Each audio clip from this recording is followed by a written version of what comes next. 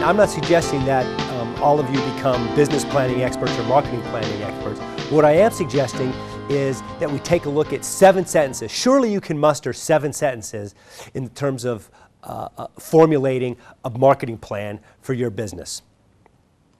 So we're going to do that. And we're going to do that tonight. I'm going to explore those 7 sentences with you and give you a chance to reflect back to the group. All right, where do I stand on these? So assess, plan, do, and review.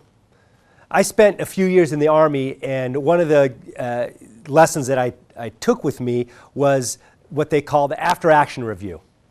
After-action review is what you did at the end of some field exercise, whether it was a day-long or a month-long major field exercise. But just take the snapshot of the day-long exercise or even the half-day-long exercise. You get your operations order, that's your plan. You execute, that's the do. And then how are you supposed to learn from the mistakes that you made or from the things that weren't well, from the obstacles you encountered, unless you take time to sit back and think, how did that go?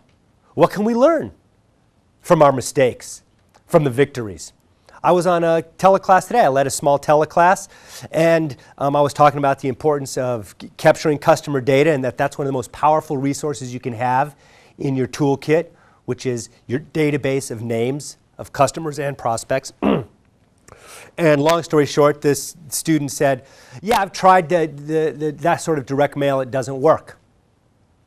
So we just written off direct mail because we've all read the statistics that you get 1% of a response rate from direct mail and it's expensive and I don't want to buy lists. And he's going on and on about how bad direct mail is. I'm like, wow. So I never said anything about renting lists, buying lists.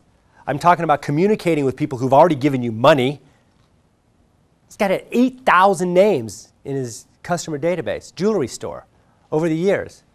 And did one mailing with them a year and a half ago announcing a Christmas special. He maybe did more mail. I said, when was the last mailing you did? A year and a half ago. So how well maintained is this database? So without getting into a dissection of direct mail, things like the validity of the addresses, how frequently you touch it, how compelling is the offer, are there calls to action, what's the headline? That's the sort of review that's necessary in order to make the sort of judgment that he did, which is direct mail sucks, I'm never going to do it again. I got nothing out of it. I'm like, wait a minute here. And do you see how review brings you full circle back to the assessment? Yeah, I mean, it's essentially the same thing. But I don't call it an assessment because, first of all, it's a nice rhyme. Assess, plan, do, review. It has a ring to it. So beyond the poetry of that, you can only review something that you've thought carefully about, whether you've written it down, which, of course, I always encourage, and executed. Before you start that execution, before you start writing a plan, you've got to ask yourself some questions. And they go to the sorts of things that Rich, you alluded to when we were talking about the importance of measuring this campaign. All right, so what are the metrics that we want to set for ourselves? The goalposts. How are we going to measure the success of whatever it is that we do at a macro or a micro level? Right? Those are the sorts of the assessment questions. You dig deep and then you explore, okay, what are all the implications of this? So we're going to call it the 10% challenge.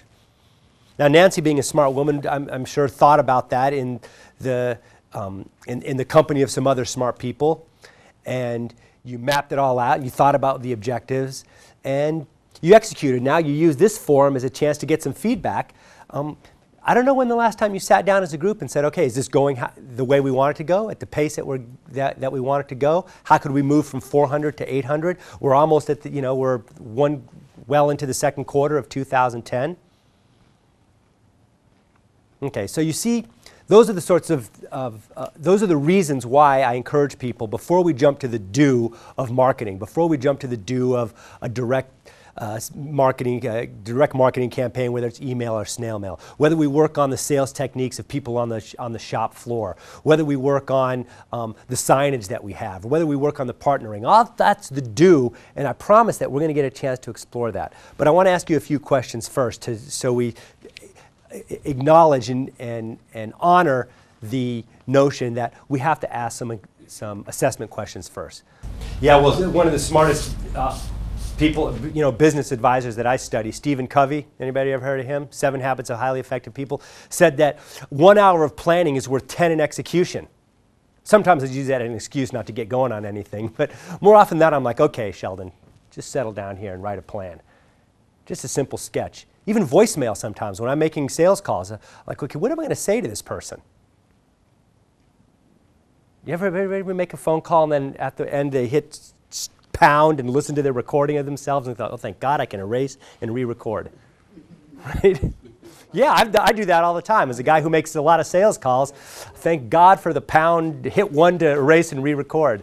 And then I hang up and then I write out what I'm going to say. And I'm like, okay, I can do that. That's 30 seconds. That's powerful. Then I'm on it. I promised some assessment questions. And I want to reinforce what it is, this acronym, APDR, because it's really important to how predisposed we are to do just what Nancy said, kind of the self-sabotage at the outset. We move ahead with a plan based on some gut instinct, based upon some advice of other people, and it feels like really writing out a plan has never served me in the past. I didn't need to go to that. Everything I read about it is long and arduous, and I don't have time. I've got limited resources. So we're already inclined to sabotage ourselves at the outset. And unwittingly, mind you. I mean, we all go into things with the best of intentions, right? I mean, we're fully committed to our goals, but we unwittingly sabotage ourselves. So I promised assessment questions, but I'm going to do them, I'll offer you some assessment questions in the context of guerrilla marketing self-analysis. So I've mentioned that word multiple times now. How many people have never heard of that term or don't really have a good sense of what it means, aren't aware that there's a whole series of books that carry this brand? How many kind of people, it's a relatively foreign concept, right? So a lot of you are unfamiliar. So what comes to mind right away, those of you in particular who raise your hand when you keep hearing me say guerrilla marketing? Like what are the thoughts, the images, the words that come to mind? Well, untraditional. Untraditional, what else? Pushy. Pushy? What else? Creative. Sneaky. Sneaky? Okay, so we got the pro and the con side here, the light and the dark side. That's okay, that's good. Well, no, I didn't say sneaky was a negative. No, seriously, because, in advertising, whatever, we sneak into the hearts and minds of people without them even knowing it. We basically manipulate people all the time by, the almighty dollar. If you do this, you'll say this. I mean, instead of saying, hey, if we do this, maybe the world will be a better place. People don't want to hear that. That's too touchy-feely. They want to hear money. So we're sneaking at Money's the motivator. We're sneaking at them from the money thing. Okay, what else do you comes to mind when you hear the term guerrilla? Low cost. Forceful. Low cost, forceful, Radical. radical. Creative, unexpected. Creative, unexpected, Quick. quick. Organized. During my introductory remarks, I already said it's more of a philosophy that says I'm going to spend time, energy, and imagination before I spend money. Right? So you think about the image of a guerrilla warrior, and you can have whatever associations you want with it, positive or negative. Now, it kills me that it has to be a war-fighting metaphor, so I would just ask you to set that aside and the negative associations we have with a guerrilla warrior who's out to kill, and think more of a noble warrior with a cause. Okay? No, seriously, going up against entrenched competitors and foes. And I just want to share with you a little bit more about what a guerrilla mindset is and what a guerrilla mentality preaches. Because many of the associations that I heard here, and that I often hear, have to do with this notion of extreme creativity, radical, way out of the box, little crazy, sort of get the chicken suit and stand on the street and really just be stand out, right? I mean, those of you can remember. I'm not prepared to do that. No, yes, I am. Well, some years ago there was a bomb scare in Boston. There were these flashing signs that were hung underneath underneath the bridges, and it was to promote a new Cartoon Network series. Does anybody remember this? Right. Yeah, and how did the media refer to that as guerrilla? So it comes with baggage, and I just want to release this baggage from the term that I'm going to be using throughout the course of this workshop, and that one of our featured authors, Shel Horowitz, has a book titled on, Guerrilla Marketing Goes Green. Okay, so what does a guerrilla preach? A guerrilla preaches the gospel of cooperation, all right? There's enough to go around. A guerrilla teaches you to be techno-cozy. How many technophobes in the room right now? Not a single technophobe? a little bit of a technophobe, a techno neophyte. I mean, there's too much power in desktop computing and the internet to be ignored. So you've got to cozy up to technology. And if you're a technophobe, get a techno shrink. That's the advice of J. Conrad Levinson, the father of guerrilla marketing, by the way. And this book was done in the early 80s. He was born out of the large New York ad house. And he saw that, you know, there's not a lot of material out there to help the small, the solopreneur, the small independent businesses compete and win, you know, in the marketplace. So guerrilla marketing was born on this, on that concept. Instead of aiming messages at large groups, which we know people with deep pockets can do, what does a guerrilla do? What's the opposite of that? Target, highly targeted marketing. And not only our target is so narrow, in fact, it becomes a what? French word, niche. Thank you. Yes, I was hoping that Anne-Renee Larouche would have gotten niche. You'd probably throw a pencil if I said niche, right? Yeah, Right. You would. Right? I use them interchangeably, warning.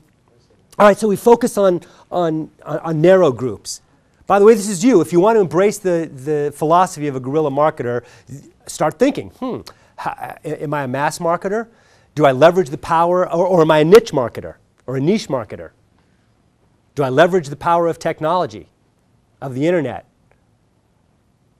of electronic communications? And if not, why not? And if so, how? Do I find myself cooperating with lots of other businesses, and not even necessarily similar businesses? I was talking to this student today on a teleclass, a jewelry store. It happened to be that 70% of his market were senior citizens and older, people in assisted living. Okay, so that's a senior citizen. So here's where I'm going. Guerrilla preach the gospel of cooperation. And you're looking for partnerships and strategic alliances. And we're going to spend time on this on session 4. Okay, who are you partnering with already to help you grow your business? A la fusion. Remember I gave you the definition of fusion earlier? And if you're not partnering, who can you partner with? Now this jeweler who had 70% of his client base 60 and older is saying, God, Sheldon, I really need to go after younger people. I want the kids of these folks coming in to my store. And I'm thinking already, okay, I could go down this path with you. Maybe we could find a way to do that. But why not leverage the base? Why not establish yourself as a niche? You know, one of the challenges with these people, with that market, was they're sitting on estate jewelry they don't know the value of. They're often taken advantage of, particularly if they want to resell jewelry, pass it on to their children, have it appraised. That whole world of jewelry is one that's fraught with difficulty for them. And he helps them all the time with that. He's constantly doing appraisals for insurance purposes and letting people, kind of saving people from bad mistakes. I'm like, okay, right away, where's the partnership potential? Well, right, they're retirement communities.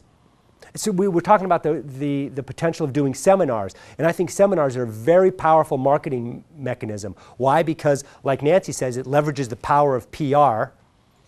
You get exposure through that PR, but you're positioned as an expert. It allows you to give rather than ask. A seminar is designed to be a value add, right? You're educating people, presumably.